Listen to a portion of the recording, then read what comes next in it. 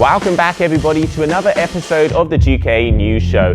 Here we will talk about what has been going on in the world of kitesurfing for the last couple of months. Let's go straight into it and have a look at the headlines for today. Starting off with a recap of the GKA Kite-Surf World Cup in Videsande, Denmark. Moving over to the upcoming event in Dakhla, Morocco for the GKA Kite-Surf World Cup and the GWA Wingfoil World Cup. Moving it over to the Freestyle in the beautiful waters of Brazil for the GKA Freestyle World Cup and also the GWA Wingfoil World Cup. Next, we're going to be talking about the youngsters that went down in the GKA Youth World Championships, both in Saint-Pierre-la-Mer and Tarifa. For our tech section this episode, we're going to be joining North Kiteboarding. We're going to be also talking about the cold Hawaii Games, that event that had extreme conditions, and then finishing off the show with the GKA News Flashes. Starting off the show today, we're going to talk about the event we just came from, the event for the GKA Kite-Surf World Cup in Videsande, Denmark. Unfortunately, that's the end of the waiting period here in Videsande for the second event of the GKA Kite-Surf World Tour. Conditions just did not meet to that suitable position. We looked at it this morning, it looked like it was getting a little windier, but in the end we could not take the guys and the girls out on the water. Even though we couldn't enjoy the competition while we've been here at the event, we got to check out the local landscape, we got to know the local community, and even saw how a local company takes the plastic waste from these beautiful shores and turns it into surfboard fins and key rings because they want to protect this environment. So coming up at the end of October, we are going to be going down to Morocco for the final event of the GKA Kite-Surf World Championship. We are going to be crowning our world champions down there in Morocco. Dakhla, we go back year after year. It's always a successful event, and it's a beautiful right-hander peeling off right in front of the hotel of the event site, which is the West Point Hotel. Great wind, great conditions, beautiful food, great people. Let's have a look at what's to come.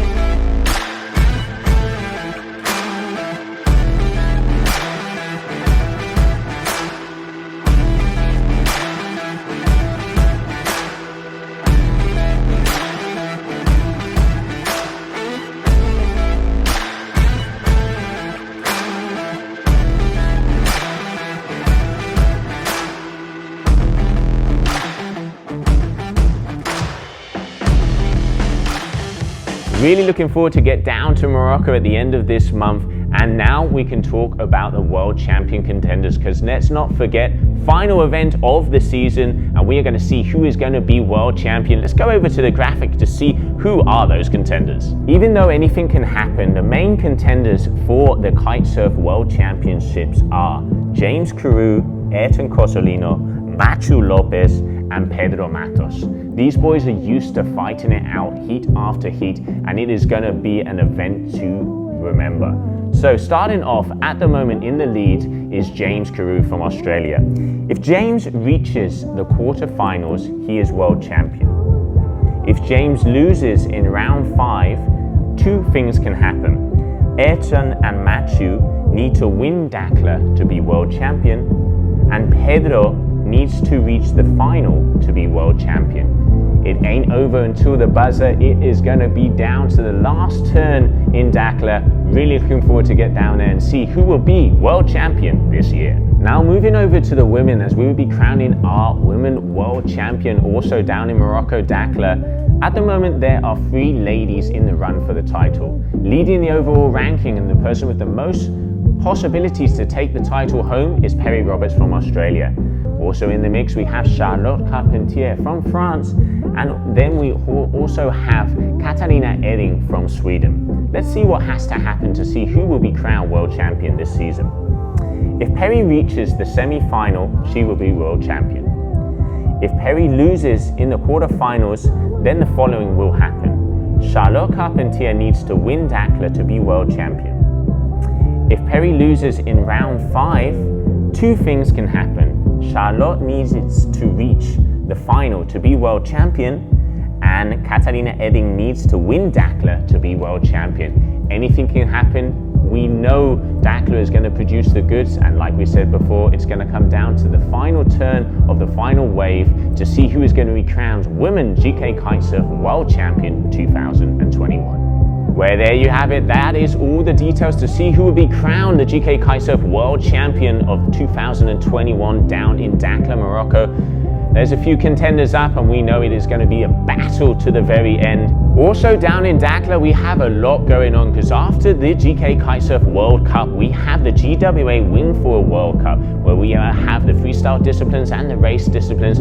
All of the fleets are making their way down to the desert to enjoy for the first time of the GWA Wingfoil World Tour event in Morocco, Dakhla.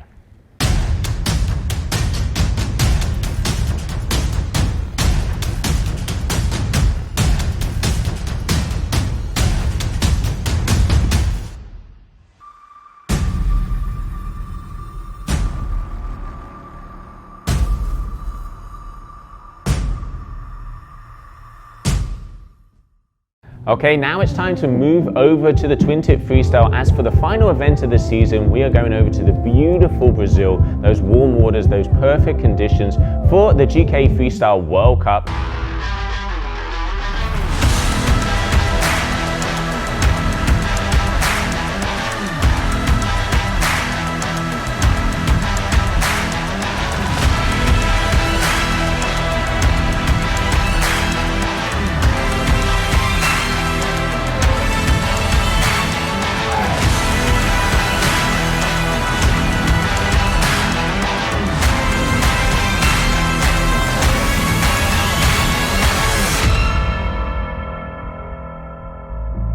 Wow, I cannot wait to get down to Brazil in November, as we are going to be having the final over there, looking to see those conditions. And let's not forget, world champion will be crowned. Let's have a look at the graphic to see who are the contenders for the title.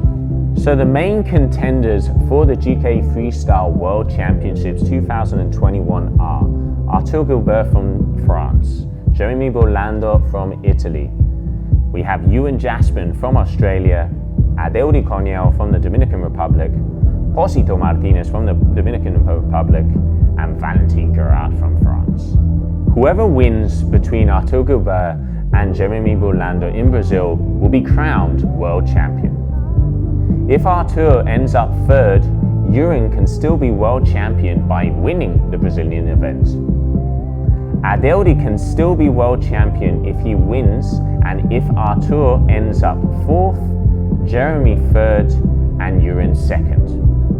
And then the final possibility is Posito Martinez and Valentin Garat can still be world champ if others end up fifth or worse in Brazil. Well, there you can see those are the contenders on the male side of the freestyle. Looks like Arthur Gilbert and Jeremy Bolando are the guys with the most possibilities, but it ain't over until the buzzer, and we're going to see it to the final heat. Now let's move over to the ladies and see who are the contenders for the World Championship. And like we said before, what better place to end off the season than Brazil? On the women's freestyle side, whoever wins between Mika Aliso and Pepa Vanierso in Brazil will be world champion. If Mika ends up third, Hannah Whiteley can still be world champion by winning the Brazilian event. Rita Arnaz can still be world champ if she wins, and if Mika ends up fourth, Pippa third, and Hannah second. Claudia Leon and Natalie Lambert can still be world champ if others above end up fifth or worse in Brazil. As soon as we finish the event for the GKA Freestyle World Cup, we're going to move up the coast to Fortaleza for the GWA Wingfoil World Cup, where we will also be back there once again.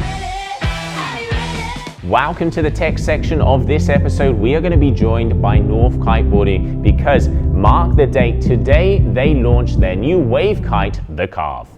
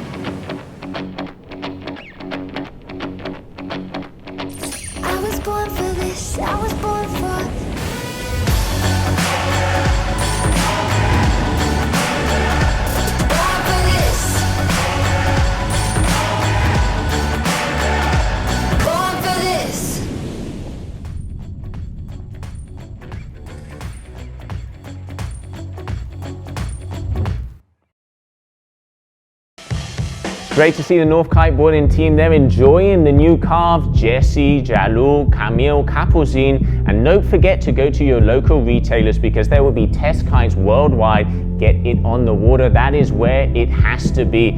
Also, while we were in Denmark, we were able to catch up with Camille Delannoy, and he walked us through his new equipment.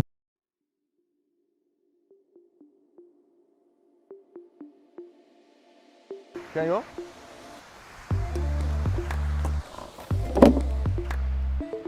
Hi, I'm Camille Delannoy and this is my board bag.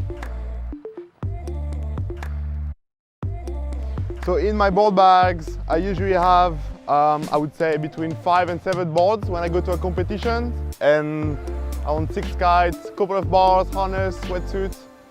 I think the most important part of my board bag is the boards. All my boards are pretty different from each other. I got boards for wave, for freestyle, for mix. I got bigger boards, smaller boards, really depending on the conditions.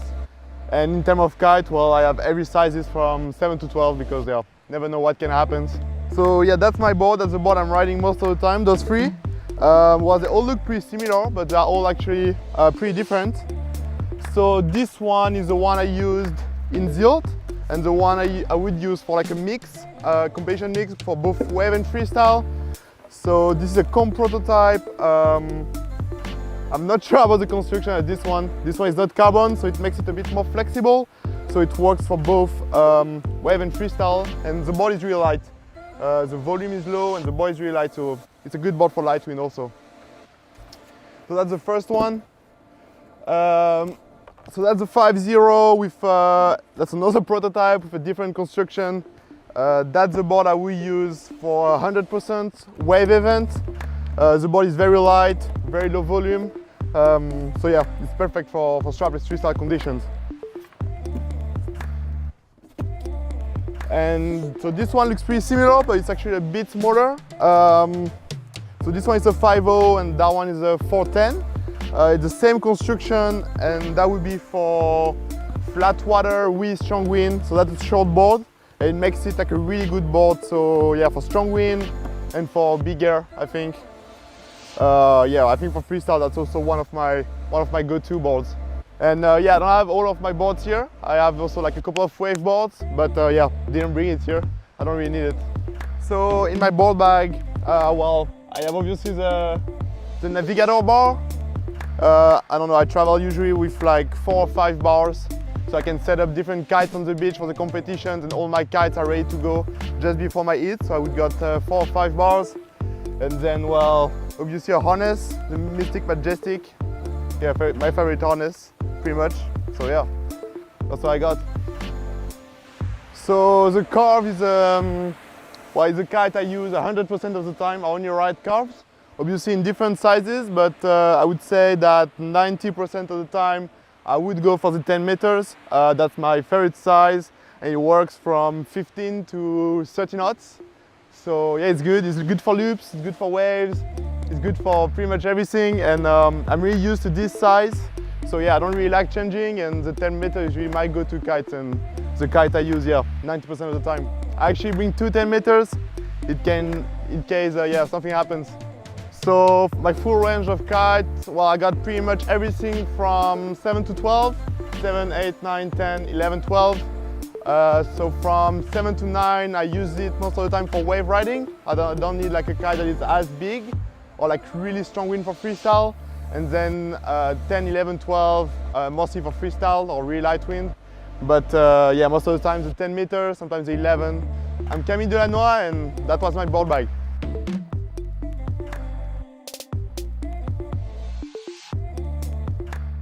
One of the highlights in the kitesurfing world over the last months has to be the Cold Hawaii Games. This event had some of the most extreme conditions we've seen on a competition. We had 50 to 55, even 60 knot gusts. The guys were out on 7-meter kites, pulling it and going absolutely to the moon. Denmark definitely delivered, and we saw Liam Whaley come off with the win. He is definitely hungry and wants to make his mark in the big air kiteboarding scene. Let's check it and see what went down in those stormy North European conditions in the past month.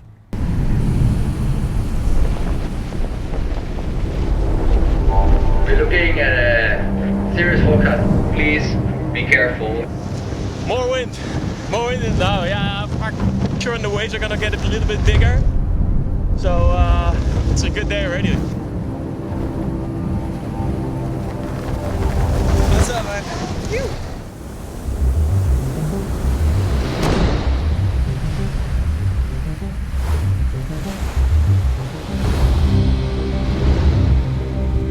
I reckon it's going to pick up again towards the afternoon. Almost getting dangerous, but yeah.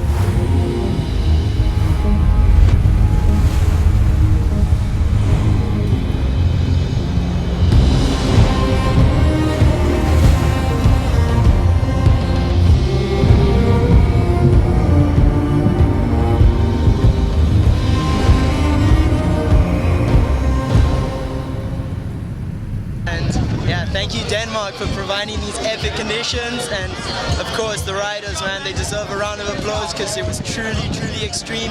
But yeah, I'm stoked to pull it off. No injuries, first place. Let's go. See you guys next year. Okay, now it's time to talk about the Groms, the new blood, the up-and-coming riders, as we have the GKA Youth World Championships.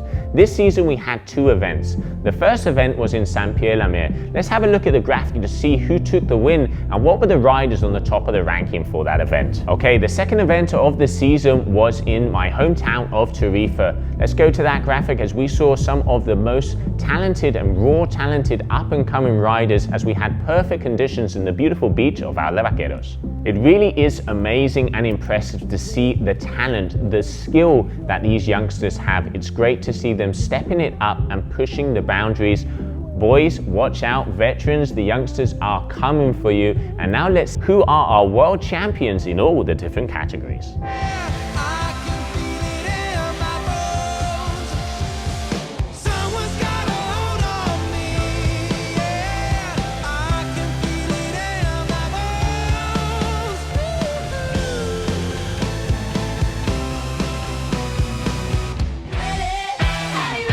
Okay, so to finish off the show, we're going to go into our news flashes sections to see what has been going down in the world of kitesurfing the last few months. Aaron Hadlow leading the Woo Worlds with a huge 34.4 meter jump during his stay in Denmark. Woo Worlds was a really cool competition actually, and we really scored with the wind. I was in Denmark. I went out right after the final of the Cold Hawaii Games. Yeah, I had a 9 rigged up from earlier on the beach, and I just thought, okay, I'm just going to take that, see what I can do. I could only hold it down for like 15 minutes. It was just so extreme out there, and yeah, clocked 5 or 6 jumps. And yeah, I just came in and thought, okay, let's have a look. Had a little check and saw that I got 34.4 meters, which was only half a meter off the overall record on the platform. So I was really happy with that. And yeah, it was a European record and won the event for September. Yeah, it was a really cool concept, really cool idea, and looking forward to next year already. F1 are releasing their new movie Los Siete en Baja.